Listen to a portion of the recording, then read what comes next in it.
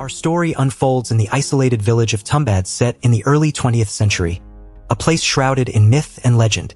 The relentless rain that pours down on Tumbbad is not just a backdrop but a character in itself, symbolizing the curse that has plagued this land for generations. This remote village, seemingly forgotten by time, holds dark secrets that will soon be revealed. In ancient times, long before the tale of Tumbbad unfolded, there was a deity known as the goddess of prosperity, the symbol of unlimited wealth and grains, with the earth as her womb. She gave birth to 160 million gods, among whom was her firstborn and favorite, Hastar. Consumed by greed, Hastar desired more than what was bestowed upon him. He wanted everything. Not only did he covet the golden treasures that filled his mother's halls, but also the grain, the very essence of life. Hastar managed to seize all the gold for himself, but before he could lay claim to the grain, the other gods intervened. They descended upon him with all their power, thwarting his dark ambition. Just as he was about to be completely destroyed, the goddess spared him under one condition. Hastar was punished for his greed, condemned to an existence of eternal hunger, cursed to crave the grain but never to taste it. His name was erased from the pantheon, his existence wiped from history. Hastar was hidden away, forgotten by all, as the goddess of prosperity sheltered him within her womb, far beyond the reach of mortals. But, as with all things buried, secrets have a way of resurfacing, and Hastar's curse was no different. When a shrine to Hastar was built in the village of Tumbbad, the wrath of gods fell as rain, and it has been raining in Tumbbad ever since. The scene opens with the interior of a small, dilapidated house on the outskirts of Tumbbad. Vinayak and his younger brother Sadashiv awaits their mother arrival outside the house even in the midst of downpour. Their mother is seen entering an old mansion where Sarkar lived. Sarkar is a lord and owner of a gigantic mansion in Tumbbad. For decades he's been unsuccessfully trying to find the location of the hidden treasure, the one that Hastar stole. Vinayak's mother has been his mistress for 12 years, hoping to be rewarded with a single gold coin from the Hastar statue. Realizing that their mother won't be home soon, Vinayak unlocks the gate to feed the old woman who is kept captive in their house. As they prepare dinner, Vinayak insists that Sadashiv should be the one to feed the old woman. Terrified and trembling, the brothers are paralyzed with fear as Sadashiv approaches the cell. Just in time, their mother arrives and rescues Sadashiv, narrowly avoiding a disaster. It is later revealed that a treasure is hidden somewhere within the old mansion, and the old woman is Sarkar's grandmother. Her backstory reveals that she discovered the hidden treasure when she was young, but was attacked by Hastar and cursed with eternal life without eternal youth until she is burned.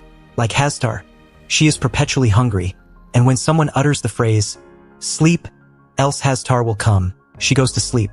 For years, Vinayak's mother has been feeding the old woman as part of her quest to obtain that single gold coin. The next day, Sarkar dies due to old age and Vinayak's mother inherits the mansion. However, she doesn't want anything to do with Tumbbad and decides to move to Pune city far away from Tumbbad to start a new life. However, Vinayak disagrees and feels they could inherit all the hidden treasure in the mansion and suggests waking up the chained grandmother and asking about the gold treasure. But his mother challenges him to stay away from her.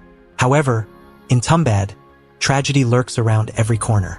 In a moment of carelessness, in a single heartbeat, the unthinkable happened. Sadashiv slipped off a tree branch and injured his head. Their mother rushed him to get medical attention while leaving Vinayak alone to feed the old woman this time. Han asked about what if the old woman wakes up. Vinayak should utter the phrase, "Sleep, else Hastar will come." She goes to sleep. Vinayak returns home still unknown about the Hastar's whereabouts. It's nighttime and Vinayak is all alone in the house, with no food for the old woman and himself.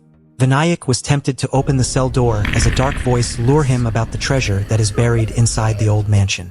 Vinayak, with greed and temptation, opens the cell door to find an old lady with monstrous appearance. Nails across her face and her skin peeling off avoids the light. She promises to reveal the treasure location upon being fed, else she will eat him alive. Trembling with fear, Vinayak ran to the kitchen, leaving behind the cell door open. Old woman seized the very opportunity and instead chained Vinayak, then drags him inside the cell to eat him alive.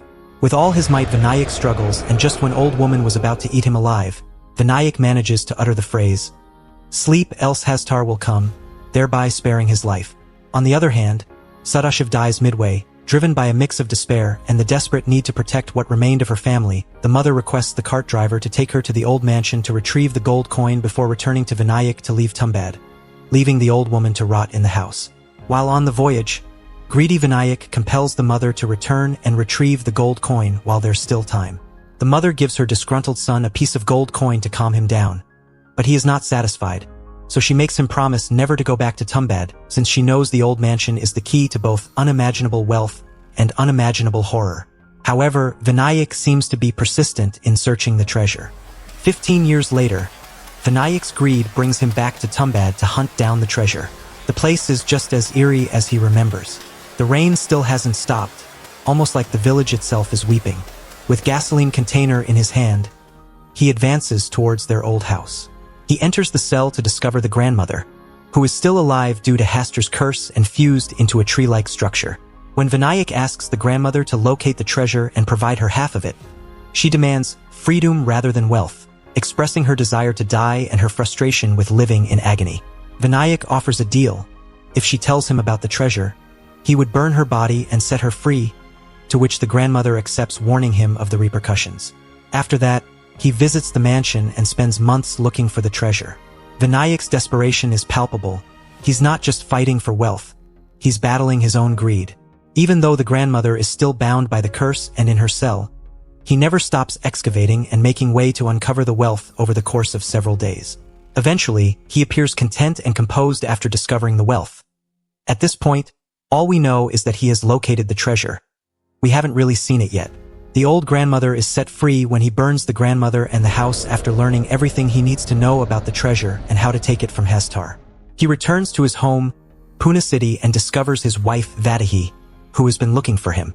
Vadahi has now started a wheat flour business as they are buried in financial debt and has no money left. Vinayak meets up with Raghav, an opium dealer and a money lender that Vinayak has borrowed from. He uses the gold coin from the treasure to pay off his debts. Over time, he starts making frequent trips to Tumbbad, selling gold coins to money lender in return of cash, implying it to be an ancestral wealth to allay the dealer's suspicion. While Vinayak amasses wealth through his mysterious trips to Tumbbad, Raghav faces financial ruin and is in dire need of money to secure an opium permit, for which he has to pay a hefty bribe to a corrupt British police officer named Sergeant Cooper. Cooper gives him a month's notice to gather the necessary funds before he gets promoted and departs the city. So, he visits Vinayak's home to get financial help, but Vinayak is not home. Through casual conversation with Vinayak's wife, he learns that Vinayak's been traveling to Tumbbad frequently, to which his wife agrees, but she is unsure of the source of the gold coin. Raghav remembers hearing rumors about a hidden treasure in the Tumbbad mansion and quickly pieces things together. He approaches Vinayak with a proposal to become business partners, hoping to share in the wealth. However, Vinayak politely declines his offer. Many years later, Vadahi gives birth to a son, and the family now enjoys a life of luxury. Their newfound wealth has lifted them out of poverty, all thanks to Vinayak's continued trips to Tumbbad, where he extracts unimaginable riches. Drenched in wealth, Vinayak indulges in a lavish lifestyle, spending much of his fortune on alcohol, drugs, and women. Sergeant Cooper approaches Raghav and gives him 2 days' time to pay off bribe to get the opium permit letter. With no option left, Raghav concocts a plan to steal the treasure himself. He uses his widowed daughter-in-law to try and seduce Vinayak and keep him away from Tumbbad. Meanwhile, Raghav plans to head over to Tumbbad and steal the treasure. Sadly, Raghav's scheme is revealed by his daughter-in-law, and in a fit of rage, he departs for Tumbbad. When Raghav arrives in Tumbbad, Vinayak pretends not to notice him while he searches the ancient mansion for wealth. Taking a lunchbox, Vinayak descends the well and emerges with a handful of gold coins. Raghav tries to descend the well by taking the same actions. He discovers the route that goes to the wealth box, where he discovers the image of the prosperity goddess. He lifts the lid and descends to get to the main site, which is where we first witness a scene that resembles the inside of a womb. Raghav knows nothing of Hastar.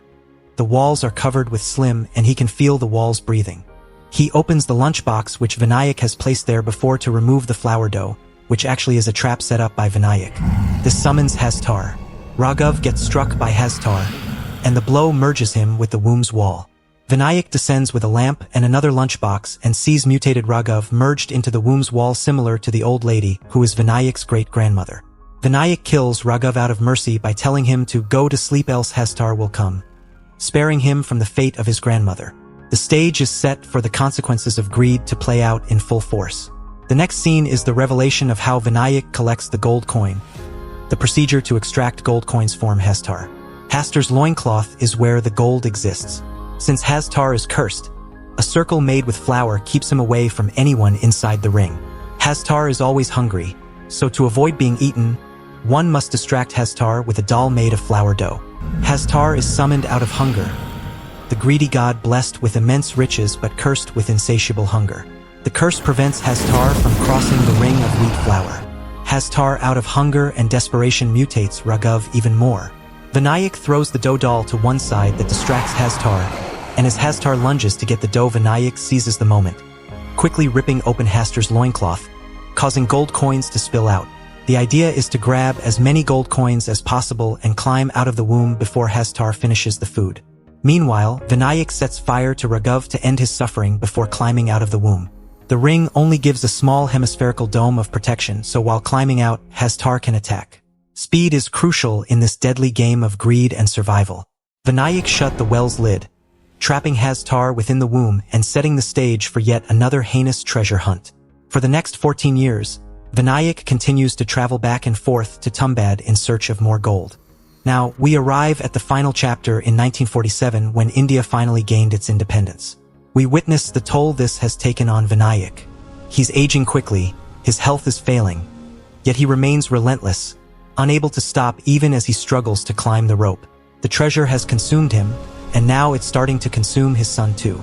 He's now training his young son, Pandurang, to follow in his footsteps. The father-son relationship is twisted. Vinayak is passing down not just his wealth, but the curse that comes with it. He's teaching his son the secrets of Tumbbad, showing him how to steal gold from Hastar. It's a legacy of greed, and Pandurang is caught in the middle. It is time for Pandurang to start helping his father.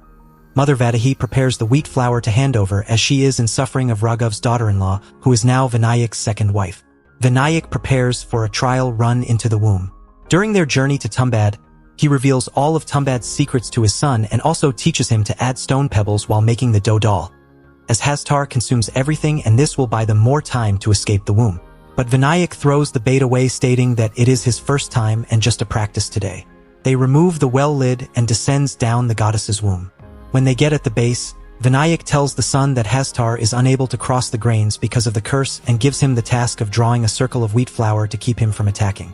However, the son brings the dough doll inside against Vinayak's orders, which makes Hastar appear. They toss the dough, diverting Hastar's attention, and flee for their lives. But before they leave, his greedy son tries to gather a handful of gold coins while Hastar is busy eating the dough. They are able to flee with ruthlessness. Once out of the womb, Vinayak punishes his son for disobeying his instructions. Surviving the horror, they return to Pune, and along the way, Vinayak permitted his son to hold onto a gold coin as a reward until he asked for it back. It's 1947. India becomes free from British colonial rule. All unregistered lands and mansions will now be owned by the government of India, including the mansion of Tumbbad. With all the riches, Vinayak wants to buy the mansion, but the process seems complicated. Since Tumbbad would soon become a government property, and he is unable to obtain any more gold coins, Vinayak, who is inebriated, displays all the gold coins he has accumulated over his life, which should support them in the future. The next day, Pandurang makes a move on Vinayak's mistress and offers her the only gold coin that he was asked to keep safe by his father. Vinayak gets furious and almost chokes Pandurang to death, but the son proposes an ingenious plan. He suggests that instead of merely distracting Hastar with a single dough doll, they should steal Hastar's loincloth entirely. His idea is to take several dough dolls and continuously throw them at Hastar one after the other, creating a diversion that would keep the ravenous deity occupied for a longer period. By doing so, they could potentially buy themselves much more time. Vinayak is taken aback by his son's innovative approach. The suggestion of using multiple dolls to maintain the distraction while they secure the loincloth could significantly increase their chances of escaping with a greater amount of gold. This clever strategy not only highlights the son's quick thinking, but also reinforces their partnership in this dangerous endeavor. They set out for Tumbbad to execute the plan. They create a lot of dough dolls and are well prepared. As is customary, they draw a circle made of wheat flour outside the well, enter it, and then draw another circle around themselves. It's time to entice Hastar now, But there's a catch, for which they were unprepared. One Hastar appears for every piece of dough that is exposed. Now, there are a lot of Hastars crawling all over the area. They toss each piece in multiple directions to distract the clones who tried to eat the one but fights with themselves since the god himself is too greedy. Then a clone almost falls on them but turns to dust instantly since it made contact with the grain dome. Though Vinayak and his son are safe within the flower circle, they don't have enough doughs to feed all the Hastars and climb out safely. So Vinayak decides to sacrifice himself for his son. He ties all the doughs around his body and starts climbing. All the Hastars follow him while his son is safe down within the circle. Vinayak lures the Hastars outside the well, and remember, there is another flower circle drawn outside the well, crossing which all Hastars shatters into dust. As the son climbs out of the well, carrying the weight of their harrowing experience, he pauses just as he's about to leave. There, before him, he sees the grotesquely deformed figure of his father, Vinayak, who has succumbed to the curse but, in a final act of defiance, has managed to seize Hastar's loincloth. With a mix of desperation and love, Vinayak offers the treasure to his son, a gesture that carries the burden of his own doomed pursuit of wealth. However, the son, now fully aware of the devastating consequences of greed, refuses to accept it. He realizes that the pursuit of gold has cost him his father and nearly trapped him in the same fate. Understanding that the curse is the price of their greed, he decides to break the cycle. To free his father from the curse, he burns Vinayak's body. As the flames consume his father's greed, the son leaves, having learned that some things, like freedom from greed and preserving one's humanity, are more valuable than gold.